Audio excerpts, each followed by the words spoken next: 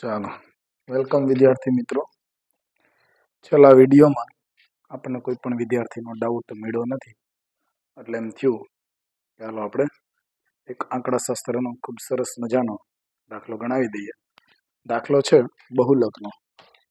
શેનો છે દાખલો? બહુલક. ઓકે, બહુલકના દાખલામાં આપણને એવું આપેલું છે, વર્ગ આપેલો છે 0 થી 100, 100 થી 200, 200 થી 300, 300 થી 400, 400 થી 500 અને 500 થી 600. ઓકે, આ વર્ગ આપેલ છે. અને ત્યારબાદ એની અંદર આપણને આવૃત્તિ આપેલી છે, બરાબર. આવૃત્તિ આપણે રજૂ કરશું. આવૃત્તિ કેવી વૃત્તિ? આવૃત્તિ. ઓકે,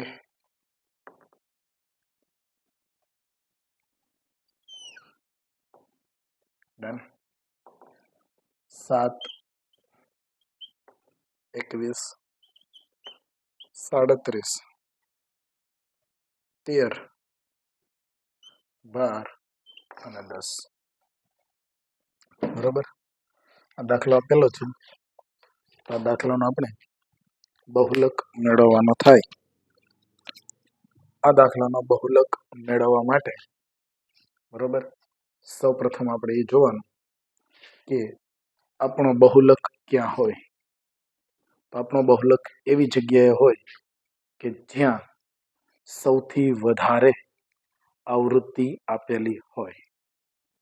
સૌથી વધારે આવૃત્તિ ક્યાં આપેલી છે દોસ્ત? કે આવૃત્તિના કોષ્ટકની અંદર સૌથી વધારે આવૃત્તિ 37માં આપેલી છે.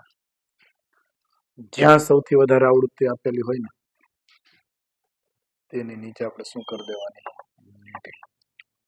અચ્છા, હવે વર્ગની કોલમમાં જો જઈએ તો એમાં સૌથી છેલ્લે એટલે કે અધઃ સીમા બિંદુ જે આપણે લીટી કરેલી છે એમાં જે અધઃ સીમા બિંદુ હોય એનું નામ આપણે આપવાનું થાય એલ.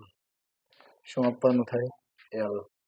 અચ્છા, આનું નામ આપણે આપી શકીએ F1. બરોબર. એની ઉપરની જે આવૃત્તિ હોય એનું નામ આપવાનું થાય F0 અને નીચે આપવાનું થાય F2. ફરીથી, આપણો બહુલક ક્યાં હોય? જ્યાં સૌથી વધારે આવૃત્તિ આપેલી હોય એમાં હોય.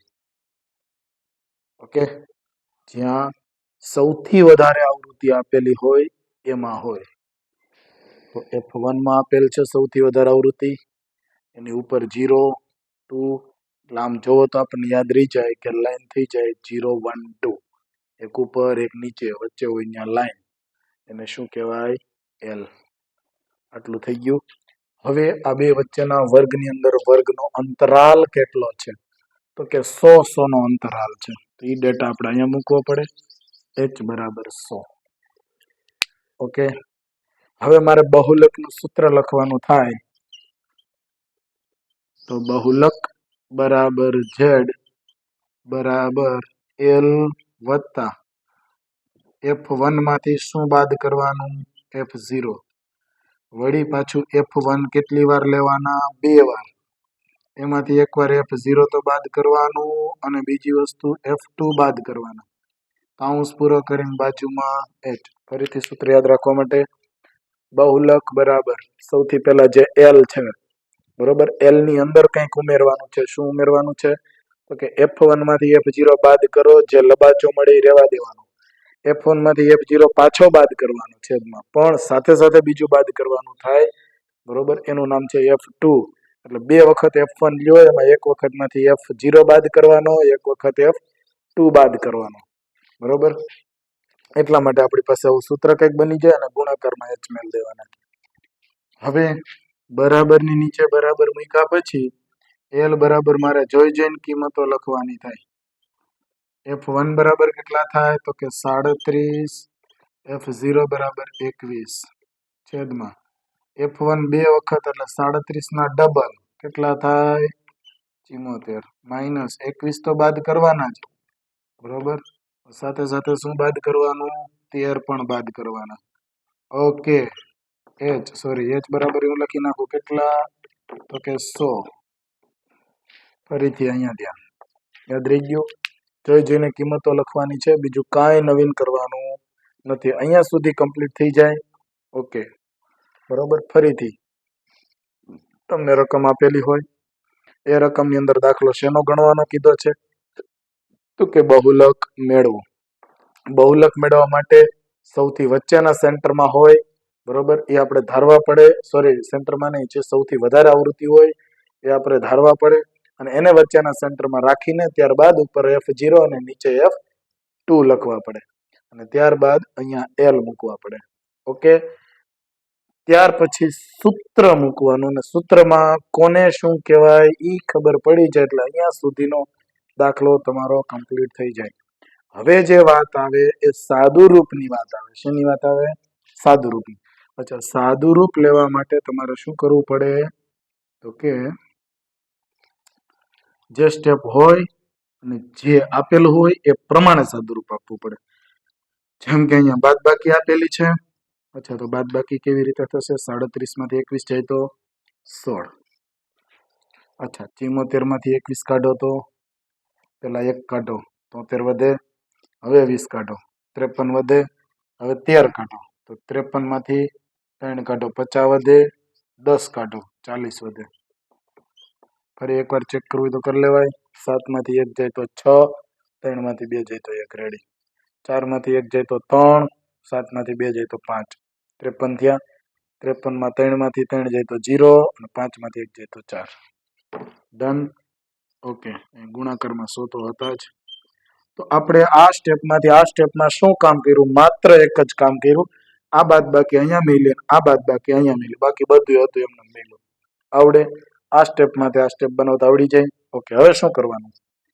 તો કે અહીંયા મીંડું ગયું અહીંયા 4 4 ગયા ચોકે ચોકે 16 વધ્યા 4 ખાલી તો 4 અને 10 નો ગુણાકાર કેટલો થાય તો કે 40 ઓકે ફરીથી આ સ્ટેપમાંથી આ સ્ટેપ કેમ બન્યું 0 0 ગયા રેડી ચોકે ચોકે 16 4 વધ્યા 4 ગુણ્યા 10 40 અને 200 માં 40 નાખો તો એ સરસ મજાનો જવાબ આવે 240 આ દાખલો 3 માર્ક્સ ની અંદર પૂછાય છે કેટલા માર્ક્સ ની અંદર 3 માર્ક્સ 3 માર્ક્સ ની અંદર બહુ સરસ મજાનો દાખલો પૂછાઈ શકે બરોબર જો ખૂટતી આવૃત્તિ વાળો દાખલો હોત તો 4 માર્ક્સ માં પૂછત ખૂટતી આવૃત્તિ વાળા દાખલા પણ આપણે કરાવશું બરોબર અત્યારે આ દાખલો આજનો વિડીયો બનાવવાનું રીઝન એ કે આંકડાશાસ્ત્રના દાખલાઓ વિદ્યાર્થીઓને વધારે પડતા જોઈતા હોય છે એટલા માટે આપણે આપીએ છીએ અને બીજી વસ્તુ કે વિદ્યાર્થીઓ જો કોમેન્ટ્સ કરશે તો એ પ્રમાણે આપણે ડાઉટ સોલ્વ કરશું બરોબર અથવા તો આપણી રીતે જે મોસ્ટ આઈએમપી દાખલાઓ હશે એ આપણે ખાસ ગણાવશું અત્યારે આપણે કોઈ પણ જાતની વિડીયોઝની અંદર કોમેન્ટ્સ આવેલી નહોતી જેથી કરીને બરોબર આપણે દાખલો ગણાવેલો છે તો શક્ય હોય ત્યાં સુધી વિદ્યાર્થી મિત્રો લેટેસ્ટ વિડીયોની અંદર તમે કોમેન્ટ આપો એવી ઈચ્છા બરોબર અને છેલ્લામાં છેલ્લો જે વિડીયો હોય એમાં જ કોમેન્ટ આપવી એના માટે તમારે ચેનલની અંદર જવું પડશે ત્યાર પછી વિડીયોની અંદર તમારે શું કરવું પડશે કોમેન્ટ્સ આપવી પડશે આજનો લેક્ચર આટલો જય શ્રી કૃષ્ણ